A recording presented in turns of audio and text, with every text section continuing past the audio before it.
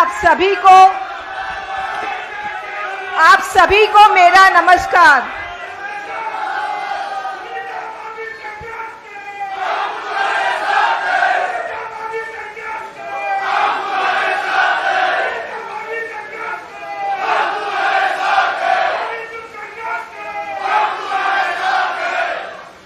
सभी को मेरा नमस्कार।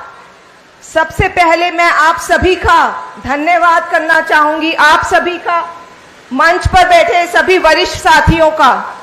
ऐसे समय में आप सभी का साथ देने का बहुत बहुत धन्यवाद।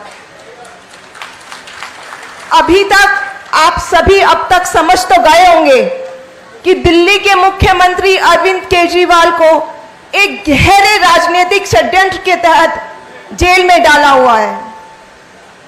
सबसे पहले मार्च में लोकसभा चुनाव से जस्ट पहले ईडी ने दिल्ली के सीएम को जेल में डाल दिया, एक बयान के ऊपर, बिना किसी सबूत के। बयान है एनडीए के सांसद मगुंटा रेड्डी का। मगुंटा रेड्डी सिर्फ एक बार सीएम से मिले थे। उनको कोई चैरिटेबल ट्रस्ट खोलनी थी दिल्ली में, उसकी जमीन के लिए वो सीएम से मिलने गए थे। इस मुलाकात को ईडी ने घुमा दिया। ईडी ने उनके बेटे, सांसद के बेटे को जेल में डाल दिया, 5 महीने तक जेल में रखा। इस बीच उनकी मम्मी, माताजी बीमार हो गई। उनकी पत्नी ने आत्महत्या की कोशिश की। अब ईडी ने उनसे कहा, आप अरविंद केजरीवाल पर इल्जाम लगाओ, उन्होंने आपसे 100 करोड़ रुपए मांगे थे।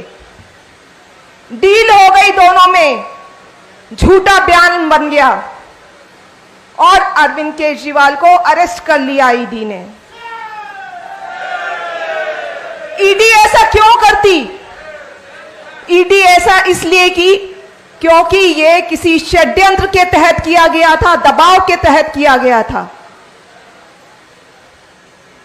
ट्रायल कोर्ट ने सीएम को बेल दे दी और कहा कि बेल का लॉलीपॉप देकर एक बयान पर बिना सबूत के सीएम को गिरफ्तार किया गया और बेल मिल गई। तुरंत 2 एक्शन लिए गए केंद्र सरकार ने। पहला, ईडी अपने वकील के भाई के कोर्ट में, अब भाई तो भाई का ही साथ देगा, अपने भाई के वकील के कोर्ट में जाकर इस बेल पर स्टे ले आई। दूसरा, सीबीआई ने इन्हीं सांसद के बयान पर सीएम को गिरफ्तार कर लिया। मकसद कि सीएम को जेल में ही रखना है, उनको बाहर में नहीं निकलने देना। ये सब षड्यंत्र है, राजनीतिक षड्यंत्र के तहत किया जा रहा है। अरविंद जी को 22 साल से डायबिटीज है। वो इंसुलिन लेते हैं अपनी हाई शुगर कंट्रोल करने के लिए। जब जेल गए तो उनको इंसुलिन नहीं दी गई। कोर्ट जाना पड़ा उनकी इंसुलिन दिलाने के लिए। इसका मतलब क्या हुआ? षड्यंत्र के तहत उनकी बीमारी को नजरअंदाज किया गया। अरविंद जी के हाथ पर एक सेंसर लगा हुआ है। ये रीडर है, रीडर। इस रीडर से, वो सेंसर से रीडिंग लेते हैं, जिससे शुगर का लेवल पता चलता है कि उनके शरीर में शुगर का क्या लेवल है। और इसी रीडर में एक ग्राफ बनता रहता है। वो ग्राफ है इस तरह का, पूरा ग्राफ बनता है जिसमें पूरे दिन की शुगर लेवल रिकॉर्ड हो जाती है कि किस समय क्या शुगर लेवल था।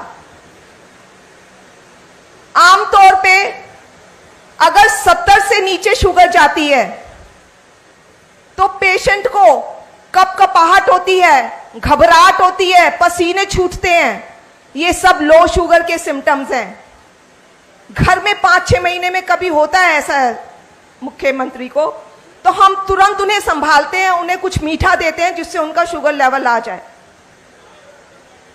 अभी कुछ दिन पहले ही हमें पता चला कि जेल में तो उनकी लगातार शुगर डाउन है, 5 बारी 50 से नीचे गई है रात में सोते हुए। जाको राखे साइया मार सके ना कोई, ईश्वर का लाख लाख शुक्र है कि कुछ अनहोनी नहीं हुई। उनकी जान को बहुत खतरा है और साजिश षड्यंत्र के तहत उनकी बीमारी को नजरअंदाज किया जा रहा है।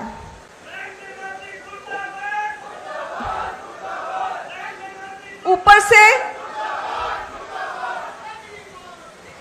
से एलजी साहब ने अभी एक चिट्ठी लिखी है। वो चिट्ठी में कहते हैं, अपने सीएम पे इल्जाम लगाते हैं कि सीएम विलफुल्ली, मतलब जानबूझकर कम खा रहे हैं। क्या मजाक की बात है, मतलब वो खुद की जान खतरे में डाल रहे हैं कम खाकर।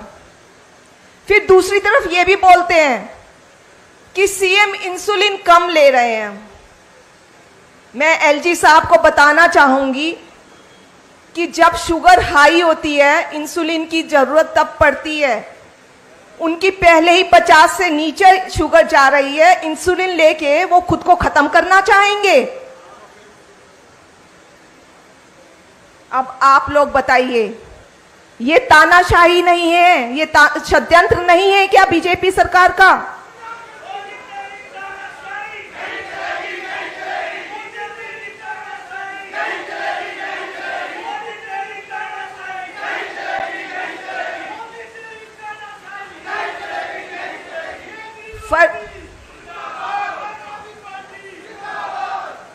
फर्जी केस, सेहत के साथ खिलवाड़ और एक जनता के चुने हुए मुख्यमंत्री को बदनाम करने की कोशिश कर रही है ये सरकार।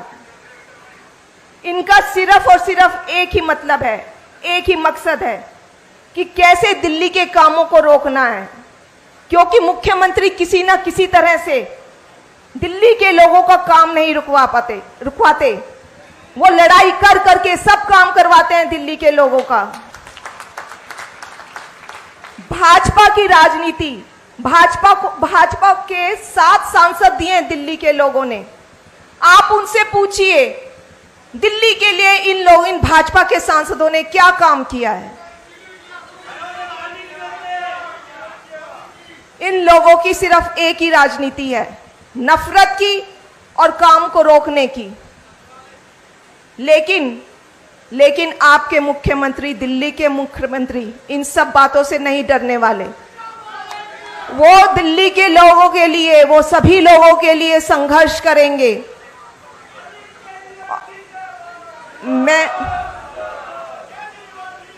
मैं 30 साल से उनके साथ हूं, मुझे पता है उनमें सेवा का कितना जज्बा है और मैं आशा करती हूं कि आप सब भी उनका साथ देंगे।